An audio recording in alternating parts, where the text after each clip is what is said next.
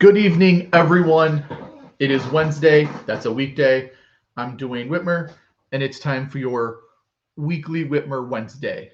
Today's going to be more Western New York focused and more focused on some issues that happen where I live here in Western New York, but they can be expanded to a larger scale. This is a New York issue for now, and probably other parts of the country going through this maybe facing the same problems we are, maybe not. It's going to be an interesting experience for everyone. Um, Essentially, what is going on right now is Western New York is housing migrants that are being shipped here from New York City. They're coming into New York City, being processed and being shipped to hotels across the state. A handful are in Western New York. And we're going to talk about that, the pros, the cons, the issues, the problems, good, bad. We'll make some things. But first, we're going to start with who's here and why. Now, in Western New York, a majority of the migrants in our area are from Venezuela. And I think it's very fascinating to talk about why they're here. Why people are fleeing Venezuela is because they had a massive economic problem the last 10 to 12 years. And what started this problem? And this is big. This is what people in the United States need to listen to and understand why people are fleeing Venezuela and becoming migrants in the U.S. Well, here it is. In 2019, this actually started in 2017. There was two sections started in 2010. Let's even go back further. Chavez, their leader, declared an economic war due to increasing shortages. And that increased under Maduro, who won the next race. And essentially, Venezuela heavily relied on oil, big drop in oil prices, their economy crashed. But the government failed to cut spending in a face of falling oil revenues, problem number one, and has dealt with the crisis by delaying it exists. Denying your economy is taking a shit, never a good sign. Not cutting spending when your economy takes a shit, problem number two. It also violently repressed opposition. Killings by the government became common, with the United Nations reporting 5,387 killings by the special forces in 2017, with another 1,569 killings recorded in the first 6 months of 2019. Stating that some of the killings were done as a reprisal for the victims' participation in anti-government demonstrations. So essentially, the economy tanks out, government keeps spending, denies anything's wrong. This is the best economy of all time, as some would maybe say. And the economy tanks out, shortages happen. And really a definition right here is political corruption, chronic shortages of food and medicine, closure of businesses, unemployment, deterioration of productivity, authoritarianism, human rights violations, gross economic mismanagement, and high dependence on oil has contributed to the crisis. So essentially, I'm going to post this. This is a problem because if you think about this, if you're watching at home and think about this, does any of this sound familiar? Issue number one is some of this sounds really familiar to what's going on here in the U.S. So maybe a brief view into the future of what we're facing, especially the shortages and all that. But hey, we'll deal with that when that happens. But essentially, back to the migrants, a lot of them are coming from Venezuela because the government is killing people who are protesting the government. Imagine that. So ignoring United States' role in some of this, we're gonna skirt over that. But it's actually important because the United States has done economic blockades and has played some games in the Venezuela market as well. So essentially, a lot of people are now liable for the United States' foreign intervention policy, which has been terrible. So this leads to the Venezuelan refugee crisis. And essentially, here's another one. The Wall Street Journal has said, here, this is a great one. Why are people leaving Venezuela? Why are they coming here? What's going on? Right here. This is beautiful. Venezuelans are leaving because of high crime story. Again, this is going to be the United States in like 10 years. So We're all going to be refugees ourselves. But now that's the background. Now let's get into what's going on here. Now what you have is they're processing them through New York City. New York City is saying, hey, wait a minute, we don't want to deal with this. There's going to be a lot of problems. There's going to be a lot of issues. Let's send them elsewhere. And so because they're in New York, they're being shipped upstate and dumped into hotels. This is a great win-win for hotels upstate because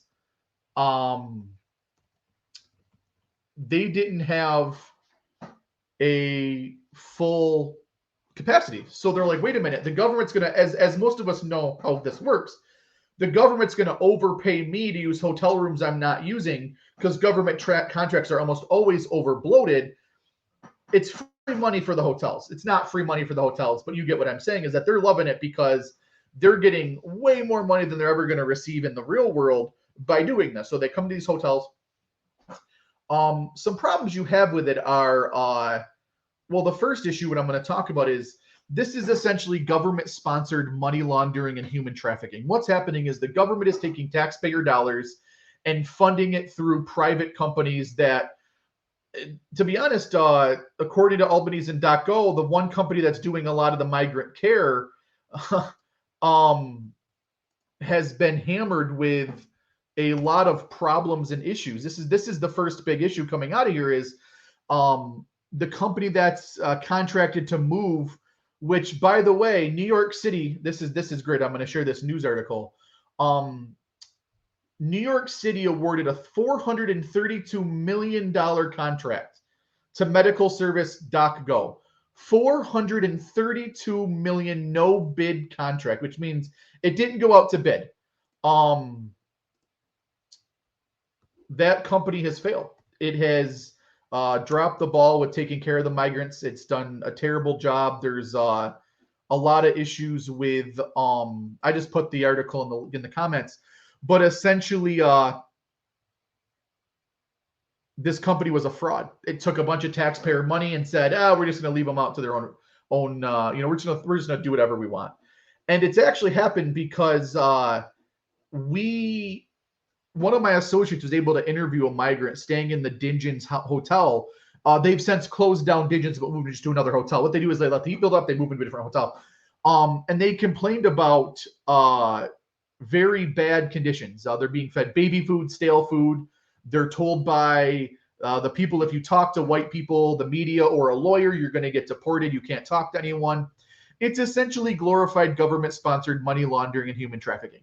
They're taking these migrants, filtering tax dollars through sham companies to enrich a bunch of political class donors, and then leaving these people out to dry.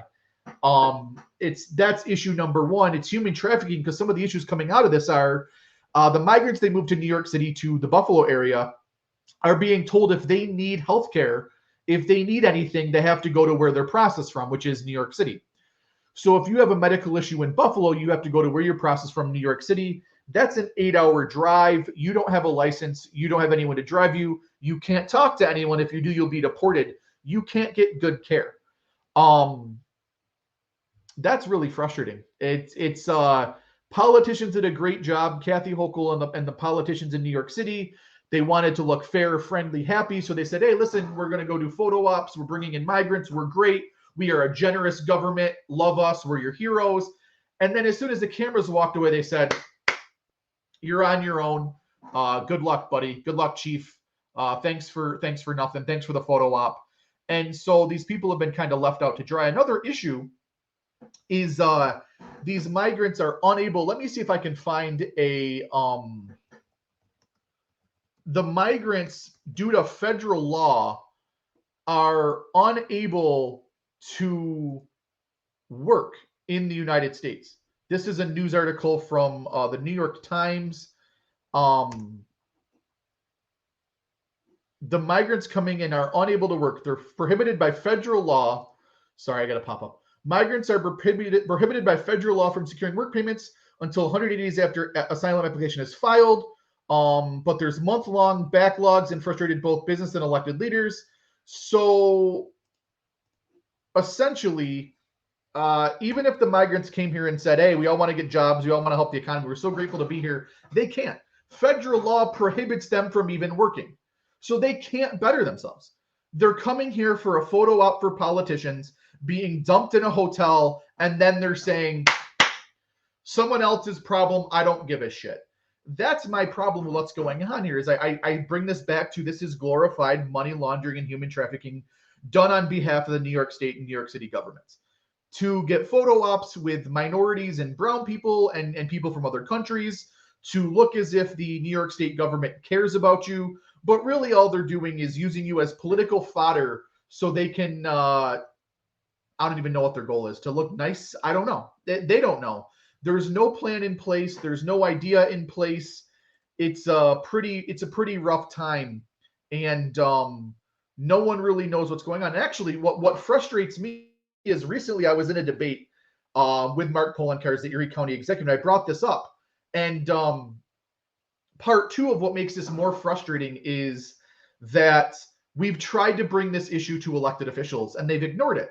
And to take it a step further, what they've done is actually brought in the National Guard. Why did New York State bring in the National Guard? Because of freedom of information law. If the Cheektowaga police respond to crimes such as this one, there was a crime that was committed. Some people have an issue with crime. Essentially, a migrant got accused of raping someone at one of the hotels, and police investigated. When that happens, you can foil information about it. You can look at information. You can foil the Cheektowaga Police Department, ask them how many crimes they responded to, what crimes they are. You can foil certain things. You can foil the body cam. When the National Guard comes in, and when private security companies come in, if you find the video, Auditing Erie County is releasing a video on the migrant issue, and Redress Now has also put out a video on interviewing one of the private security guards there. One reason why you hire private security is because they don't have to fill out incident reports that are foilable. They can essentially bury any incident report so the elected officials can pretend they don't know what's going on. It's essentially plausible deniability. So what they're doing is they're holding these people here, hiring private security, which doesn't treat them very well. And then when said, hey, there's issues with the conditions, the issues with the treatment and crime there, they say, well, we don't know about it. We don't talk to the police aren't there. The police aren't responding. It's a private security company. Take it up with them. And you can't. So it's kind of furthering the point of what I'm saying is that this is political and political photo ops by politicians and not really caring about these people that are living, breathing human beings. These people have souls, and they're being essentially used by the New York State government. Lastly, one big issue that comes up is the cost. And the politicians like to say that, well, there is no cost to Erie County. Well, A, that's factually incorrect because one thing is right here, this Maryvale School has discussed that they have a $400,000 increase due to the influx of children at the school. That is money that's going to be in their budget, and maybe they get state funding. The state has said no funding is coming. Maybe they will get state funding and the state will recourse. If not, essentially people in the Maryville School District are going to see their taxes go up. So to say that politicians say, well, there's no cost to Erie County taxpayers, that is technically correct. What they're doing is something in the accounting term. I own an accounting firm. They're using an accounting term called accrued expenses.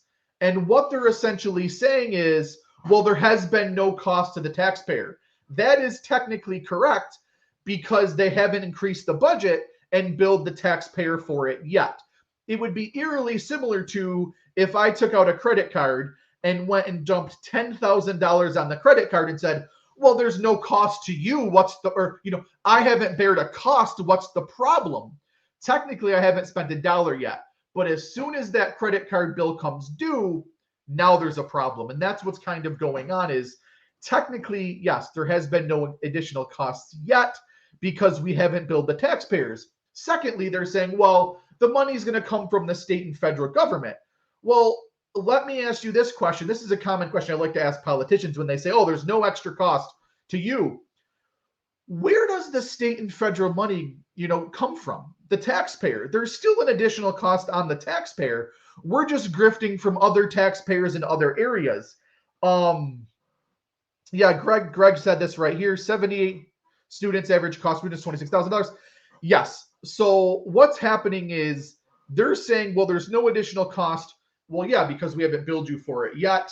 That cost is coming. They're going to bill you in the future. It's a typical government move. You know, we'll bill you in the future. If you're in Maryvale School District, your school taxes are probably going to go up because they're going to blow the budget. And then the last thing I want to do when I talk about this migrant issue is I got to debate polling cars, and I brought this up, and we actually tried to. One of my friends tried to give him the footage, and he ran off. That video is going to come out. We'll share it around, but it was essentially out of sight, out of mind. Well, last night when Poland Cars and Casillo got to debate in Channel 4, I wasn't invited. Channel 4 kept me out, mainly because I would have said things like I'm about to say right here. This is literally happening yesterday. Migrants are citing poor conditions at the Rotterdam Super 8 motel. Now, this isn't even in Erie County. This is over near Albany. But asylum seekers are essentially saying that there's delays in processing our paperwork, and there's poor conditions, bed bugs, lack of heating, water, and medical assistance. What I talked about 2 weeks ago is coming to light. Well, where was this 2 weeks ago when I was telling the elected officials this was happening and being ignored? This is exactly what I'm saying. Is it's human trafficking and money laundering done by the New York State government, and that's the problem I have. If I had a chance, I would stop all migrants coming in, not because I don't want them here, not because I don't like them, not because I want to build the wall and keep people out. It's because I have zero faith in the government to process these people efficiently, wisely, or competently. As evidence is what's going on, the government sucks at almost everything it does, and it cannot take care of these people properly.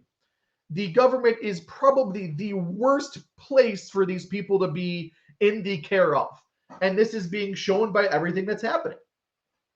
I would love to see sponsorships by businesses, more private companies stepping up to work with these people.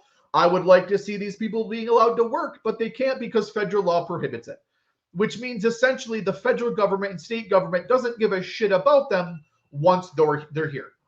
And that's the big issue, in my opinion, is essentially there was no plan in place. The government saw a way to, our elected officials saw a way to get photo ops with minorities during election season. But as soon as the cameras go away and the election is over, these people are dropped like they don't exist. And I guess they're getting a great example of how life in America is. If you believe in the government to take care of you, it will absolutely screw you over. Maybe I can go recruit him to join the Libertarian Anti-Government Party, because it seems like they're getting a firsthand experience of what life in America is like if you believe in the government. But yeah, that's really what's going on. The crisis isn't that they're here. The crisis is the fact that the government has failed and is inefficient and incompetent at taking care of them. So thanks, guys, for tuning in. Follow up for more. We're going to do more on this. We're trying to get actually, this is a good one. I'll end on this. This is great. First Amendment. Sorry, I'm looking up an article. Protections for migrants.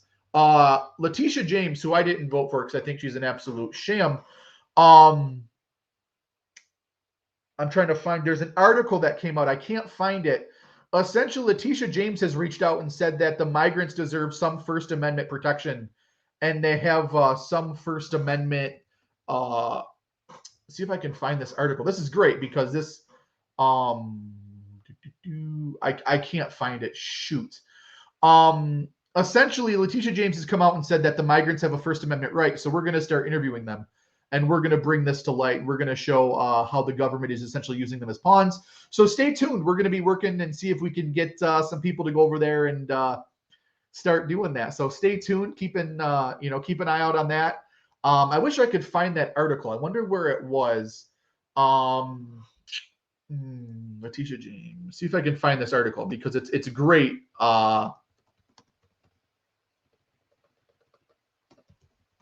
See if I can find this here.